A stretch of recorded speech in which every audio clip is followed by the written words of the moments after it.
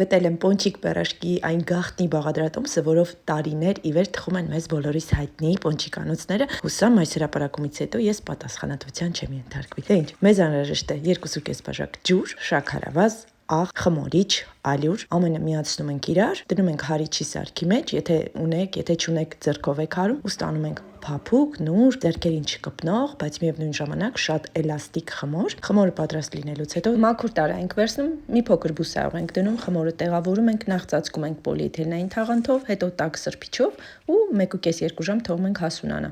Հասունանալուց հետո ես աշխատանքային սեղանի վրա բուսաղ եմ լցնում, ես սիրում եմ այդպես աշխատել։ Խմորը բաժանում եմ ձվից մի փոքր մեծ գնդերի, եւ բոլոր գնդերը պատրաստ են, սկսում ենք լցոնել։ Այստեղ ես ունեմ պատրաստի կարտոֆիլի խյուս եւ արդեն նախապես պատրաստած եփովի կրեմ։ Խմորը բացում եմ ինչպես դες ցույց տվեցի, հետո այսպես կլորավուն գնդում եմ եւ կարը դեպի ներքև շրջում։ Այդպես վարում ենք նաեւ բոլոր խմորիկների հետ։ Մեկ-մեկ բացում ենք, լցոնում արդեն կարտոֆիլի խյուսով։ Ես այստեղ հիշում եմ իմ մանկությունը ու իմ համար հատուկ ջեմով եմ պատրաստում։ Ես մանուկ ժամանակ ուղղակի պաշտում էի մայրիկիս պատրաստած ջեմով կարկանդակները, դրա համար պարտադիր պատրաստում եմ։ Պոնչիկները տապակելուց առաջ այսպես տափակացնում ենք, հետո առատ բուսաղի մեջ, որը նախապես տաքացրել ենք բարձր աստիճանի, սկսում ենք երկու կողմից տապակել։ Պատրաստի պոնչիկները տեղավորում ենք անձեռոցքի վրա, որպեսզի ազատվենք ավելորդ բուսաղից, թեպետ խմորը այնքան իդեալական է ստացվել, որ շատ յուղ չի ներծծում։ Կարկանդակների հետ նույն կերպ ենք վարվում, այսպես տափակացնում ենք, որպեսզի խմորը տարածվի եւ հանկարծ հում խմոր չմնա։